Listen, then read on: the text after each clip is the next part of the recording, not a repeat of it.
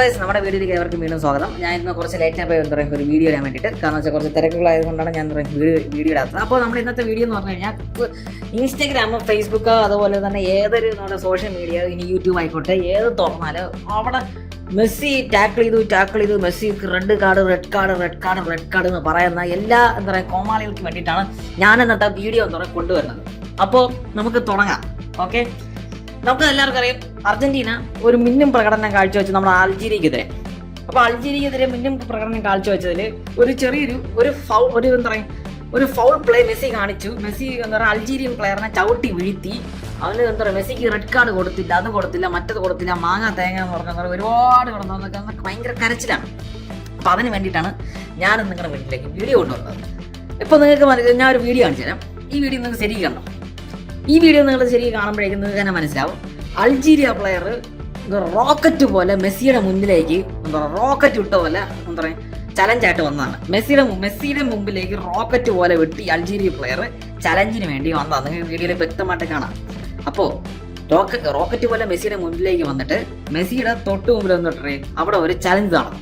ഈ ചലഞ്ചിൽ ചവിട്ടി വീഴ്ത്തി എന്നാണ് പറയുന്നത് മറ്റവന്മാരെല്ലാവരും പറയുന്നത്. ശരിക്കും പറഞ്ഞാൽ ഇതിൻ്റെ അകത്ത് നടന്നത് പറഞ്ഞു കഴിഞ്ഞാൽ ഈ മെസ്സിയുടെ അൾജീരിയ പ്ലെയറിന്റെ കാലുണ്ടല്ലോ, മെസ്സിയുടെ മുട്ടിന്റെ താഴെയായിട്ട് ചെറുതായിട്ട് എന്താ പറയുക ടച്ച് ഉണ്ട്, അവിടെ ഒരു കോണ്ടാക്ട് ഉണ്ട്.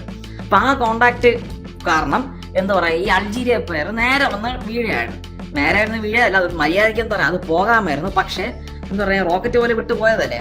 അപ്പോൾ ആ കോണ്ടാക്ട് കാരണം ഇവൻ കറക്റ്റ് കണ്ടാൽ തന്നെ അറിയാം ഈ ഒരു ചെറിയൊരു കോണ്ടാക്ട് കിട്ടിയതുകൊണ്ട് ഇവൻ എന്താ ഡൈവ് ചെയ്താണ്. ഈ അൾജീരിയ പ്ലെയർ കറക്റ്റ് തന്നെ മനസ്സിലാവും, അത് കറക്റ്റ് കണ്ടാൽ തന്നെ ഇതിന് മനസ്സിലാവും ഇവൻ കറക്റ്റ് എന്താ പറയുക അതിൽ ഡൈവ് ചെയ്താണ്. അപ്പോൾ ഈ അങ്ങനെ ഡൈവ് ചെയ്യണ ഭാഗത്തായിട്ട് എന്താ പറയുക മെസ്സിയുടെ മറ്റേ ലെഗും കൂടെ എന്താ പറയുക അവൻ്റെ അടുത്ത ലെഗിലോട്ട് എന്താ പറയുക കോണ്ടാക്ട് ഉണ്ടാകും. ഇതാണ് ശരിക്കും ഇവിടെ സംഭവിച്ചത്. കറക്റ്റാണ് അൾജീരിയ ഇപ്പോൾ റോക്കറ്റ് പോലെ വിട്ടുകൊണ്ട് വന്നിട്ട് മെസ്സിയുടെ പിടലേക്ക് കയറി വന്നിട്ട് എന്താ പറയുക ഇവൻ വന്നിട്ട് തന്നെ അവിടെ തന്നെ ഡൈവ് ചെയ്ത് വന്നിട്ട് അയ്യോ എൻ്റെ കാലൊടിഞ്ഞാൽ മറ്റൊടിഞ്ഞെന്ന് പറഞ്ഞ് ഇവൻ കിടന്നത് എല്ലാവരും കൂടെ ഇതാണ് കിടന്ന് പ്രശ്നം ഉണ്ടാക്കുന്നത്. നിങ്ങളിപ്പോൾ തന്നെ ഞാൻ വേണമെങ്കിൽ ഞാൻ ഒരു ചെറിയൊരു ആർട്ടിക്കിളും കൂടെ കാണിച്ചു തരാം.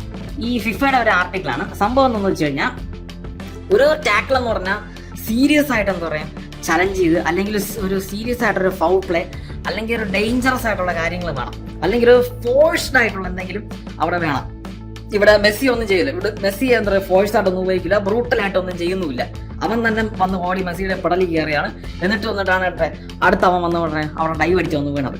ഇതിനെയാണ് എന്താ പറയുക ഇവര് ഫൗൾ പ്ലേ ആണെന്ന് പറഞ്ഞ് കിടന്ന് കാട്ടെന്ന് പറഞ്ഞ് മൊഴിയണത്. എനിക്ക് എന്താ പറയണമെന്ന് പറയാം, ഇത് കുറെ ദിവസം കൊണ്ടേ എനിക്ക് എന്താ പറയുക ഇത് പറയണമെന്നുണ്ടായിരുന്നു. എന്നാലും ഒന്ന് നോയിക്കോ ഇപ്പമാരെ ഇങ്ങനെ കൈ കെട്ടി കഴിഞ്ഞാൽ നോയിക്കോ ഇപ്പമാരെ ഇതിനേക്കാളും എന്തൊക്കെ ഫൗള് കാണിച്ചിട്ടുണ്ടോ. എന്നിട്ട് ഇതൊക്കെയാണ് ഫൗള്, ഇത് കണ്ടാൽ തന്നെ അറിയും അതിൽ പരിപാടി കാണിച്ചത്. ഇതൊക്കെ അതുകൊണ്ട് എനിക്ക് തർക്കിക്കാനൊന്നുമില്ല. നിങ്ങൾ ഇത് എല്ലാം ഇതൊന്ന് പറയണമെന്നുണ്ട്.